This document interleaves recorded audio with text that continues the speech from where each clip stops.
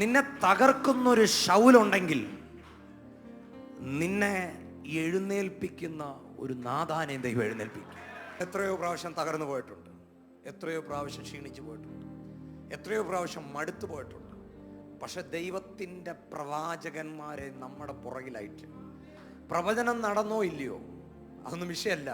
പക്ഷെ നമ്മളെ ബലപ്പെടുത്തിയില്ലേ, നമ്മുടെ അസ്ഥിക്ക് ബലം തന്നില്ലേ? അങ്ങനെ നമ്മുടെ പുറകിൽ ദൈവം നാഥാന്മാരെ സെറ്റ് ചെയ്യും. കൈ ഒന്ന് ഉയർത്തി ഒരു നാഥാന്മാർക്ക് നന്ദി പറഞ്ഞാട്ട്. എൻ്റെ പുറകിൽ അനേകം നാഥാന്മാരുണ്ട്. നിങ്ങളുടെ പുറകിലുണ്ടോ?